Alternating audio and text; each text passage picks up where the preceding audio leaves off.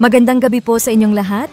Narito ang pinakabagong update hinggil sa lagay ng panahon, batay lamang sa opisyal na datos ng Pag-asa. Ito po ang ating ulat para sa gabi ng Thursday, December 4, 2025, lalo na tungkol sa binabantayan nating Tropical Depression Wilma. Ayon sa Pag-asa, sa ngayon, si Tropical Depression Wilma ay patuloy na kumikilos sa silangang bahagi ng Visayas. Base sa pinakahuling satellite animation, huli itong namataan sa layong 575 kilometers silangan ng Eastern Visayas. Taglay nito ang maximum sustained winds na umaabot ng 45 kilometers per hour malapit sa sentro at gustiness hanggang 55 kilometers per hour. Mabagal ang galaw ni Wilma, kumikilos pa kanluran-timog-kanluran sa bilis na 10 kilometers per hour. Sa kasalukuyan, nararamdaman na ang epekto nito sa Eastern Visayas at Central Visayas kung saan may naitala ng malalakas na pag-ulan at pagbugso ng hangin. Maging ilang bahagi ng Bicol Region ay may malalakas na pag-ulan dahil naman sa shear line, habang ang Northeast Monsoon o amihan ay umiiral sa buong Luzon. Ang pagsasalubong ng malamig na hangin mula amihan at hangin mula sa bagyo ay nagbubuo ng shear line na nagdudulot ng pulupulong pag-ulan, pagkidlat at pagkulog, lalo na sa Romblon at Bicol Region. Sa forecast track ng bagyo, ayon sa pinakabagong forecast track ng Pag-asa, bukas ng hapon, si Wilma ay lalapit sa layong humigit kumulang 105 kilometers silangan ng Guiuan, Eastern Samar. Posibleng maglandfall sa Eastern Visayas o Dinagat Islands sa pagitan ng bukas ng hapon hanggang Sabado ng madaling araw. Sabado ng hapon, inaasahang nasa paligid na ito ng Javier, Leyte. Linggo ng hapon, inaasahang lalapit sa coastal waters ng Hamtic and Antique bilang bahagi ng paglabas nito sa Visayas. Lunes ng hapon, posibleng nasa coastal waters na ito ng San Vicente, Palawan.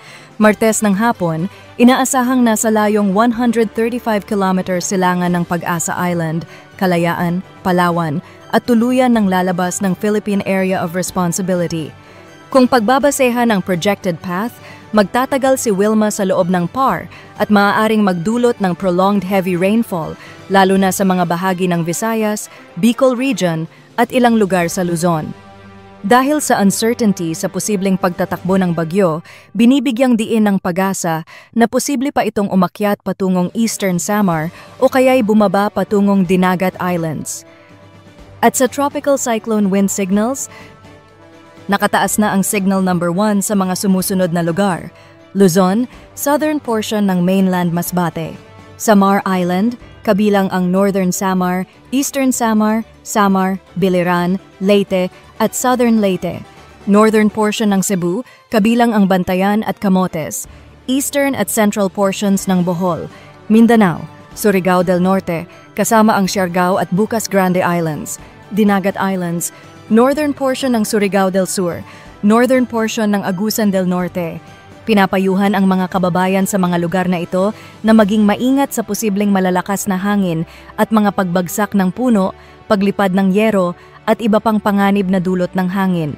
Ayon sa Pag-asa, dahil sa pinagsamang epekto ng amihan at bagyo, inaasahang makakaranas ng malalakas na pagbugso ng hangin ang buong Luzon at Visayas sa loob ng susunod na 3 araw, kahit sa mga lugar na walang wind signal. Maging ilang bahagi ng Zamboanga Peninsula at Misamis Occidental ay maaaring makaranas din ng malalakas na hangin. At sa rainfall outlook, today until tomorrow, pinakamataas na ulan ngayong gabi hanggang bukas ng hapon, 100 to 200 millimeters sa Catanduanes, Albay, Sorsogon, Northern Samar, Samar, Biliran, Leyte, Southern Leyte. Ang ganitong dami ng ulan ay maaaring magdulot ng malawakang pagbaha at pagguho ng lupa. 50 to 100 millimeters naman sa Camarines Sur, Masbate, Negros Occidental, Negros Oriental, Siquijor, Cebu, Bohol, Dinagat Islands, Surigao del Norte, Camiguin, Agusan del Norte, Misamis Oriental. Sa rainfall outlook, tomorrow until Saturday, sa Bicol Region, lalakas pa ang shear line. Inaasahan ang 100 to 200 millimeters sa Catanduanes, Camarines Sur, Albay, Sorsogon, Masbate. Sa Visayas, muling tatama ang lakas ng ulan sa Northern Samar, Samar, Eastern Samar, Biliran, Leyte. 50 to 100 millimeters naman sa Central at Western Visayas, kabilang ang Aklan, Capiz, Iloilo, Antique, Guimaras, Negros Occidental, Negros Oriental, Cebu, Bohol.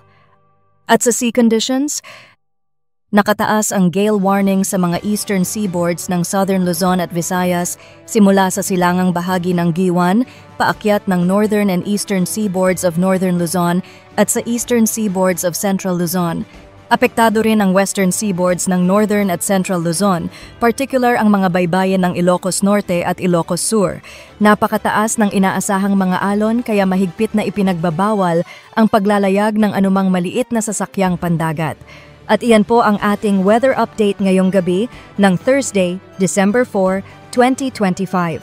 Patuloy po tayong mag-antabay sa susunod na advisories, lalo na't si Wilma ay inaasahan pang magtatagal sa loob ng Philippine Area of Responsibility.